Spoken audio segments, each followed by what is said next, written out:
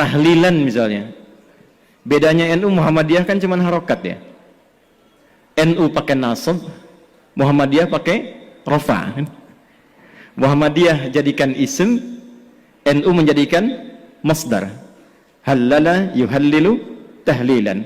Nasab harakatnya fathah. Orang Arab tuh kan kalau bilang nasaba, dia katakan nasabar rajulu asahu alal ardi. Orang Arab tancapkan tongkatnya dengan kuat sehingga tak goyah. Harakatnya fathah membuka sesuatu. Jadi kalau tahlilnya menggunakan metode NU, tahlilannya mayatnya jadi jenazah, masuk sudah ke alam kubur, nasaba, lalu untuk memberikan Fatihah dan turunannya dibuka, kemudian menggunakan skema tahlilan. Muhammadiyah cuma pakai rafa. Rafa pas ditarik, ya ayyatuhan nafsul mutmainnah. Makanya Muhammadiyah menggunakan rafa tahlilun, NU menggunakan nasab tahlilan. Dan ternyata Kiai Haji Ahmad Dahlan tuh nggak pernah nyual itu, nggak pernah nyual. Dan saya telusuri di konfigurasi hukumnya itu, ternyata persoalannya bukan fikihnya. Ada kasus di kalangan masyarakat ingin menyelenggarakan tahlilan, ternyata tak punya materi, sehingga dia harus berhutang kepada tetangganya untuk mewujudkan tahlilan itu. Maka keluarlah pertimbangan, kalau tak punya uang jangan dipaksakan sehingga berhutang. Bukan masalah tahlilannya, cuman memang babnya belum selesai. Kalau memang tak punya uang, kenapa Anda tak pinjamnya atau berikan saja, kan tuntas babnya gitu ya. Jadi saya kira ada turunan-turunan informasi yang dari atas itu, yang di kalangan elit sudah selesai, ke bawahnya itu tak sama. Kunut misalnya, di Muhammadiyah itu nggak mempersoalkan kunut. Saya belum pernah temukan ada orang Muhammadiyah di Majelis Tarjih menfatwakan kunut bid'ah, tak ada. Kecuali Wahabi.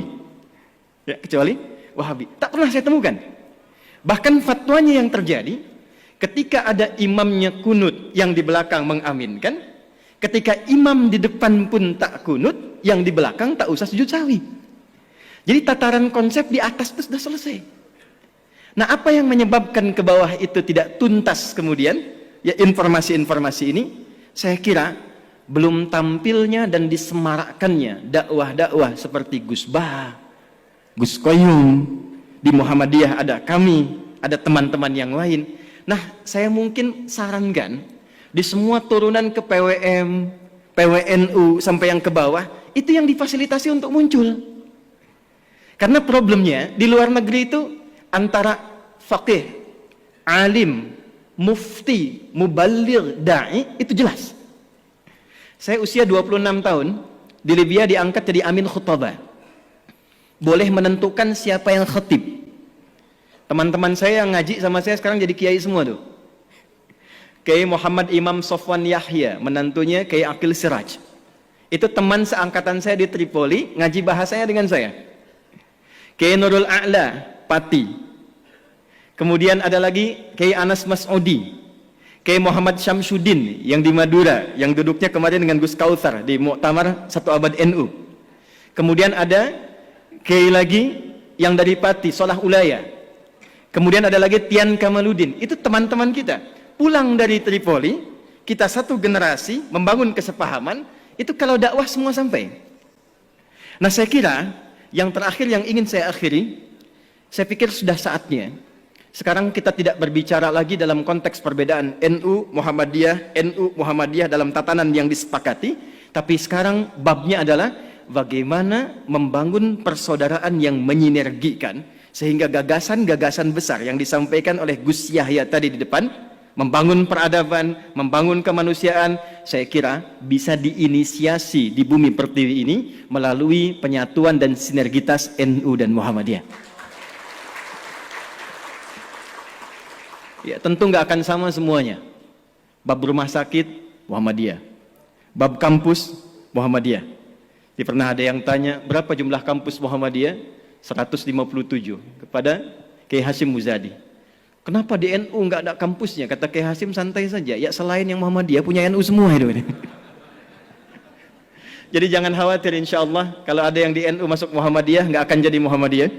Yang di Muhammadiyah bisa sekolah ke NU. Kalau semua kita saling mengisi, besok-besok insya Allah yang satu lalaran alfiyah, yang satu CDEF GABC. Yang ini kalamuna lafdun mufidun kastaqim wasmun wa fi'lun thumma harfunil kalim wahiduhu kalimatun wal qawlu am wa kalimatun biha kalamun qad yu'am bil jarri wat tanwini wan nida wa al musnadin lismi tamizun hasal bita fa'alti atat wa ya if'ali wa nunik balana ifmun yamjali. Yang ini CDEF GABC, GABC DFIS G, DFIS G ABCIS D, ABCIS D FIS GIS A, FIS GIS ABCIS DIS E, BCIS DIS E FIS GIS AIS B, FIS GIS AIS B, CIS DIS AIS FIS, CIS DIS AIS BIS GIS AIS BIS CIS. Yalal watan, yalal watan, yalal watan, hubbul watan minal iman, wala takum minal hirman, inhadu ahlal watan. Itu rumusnya pakai rumus rojaz. Mustaf'ilun, mustaf'ilun, mustaf'ilun, mustaf'ilun, mustaf'ilun, mustaf'ilun. Itu 16 rumus di bahar, Pak. Al-Asma'i ngambil itu jadi sautus sofiril bulbuli. Hayyaja qalbi thamili al-ma'u wa zahru ma'a zahri lahdul muqali. Ditarik oleh Kiai Haji Wahab Hasbullah jadi yalwatan. Yang ingin saya katakan, betapa hebatnya orang tua kita dulu, bukan hanya pakar di bidang fikih, pakar di bidang tata negara, tapi juga pakar di bidang bahasa. Di semua aspek spektrum keilmuan bisa diterjemahkan dalam konteks aplikasi kehidupan. Saya kira itu yang bisa saya antarkan untuk meneruskan gagasan-gagasan Gus Yahya.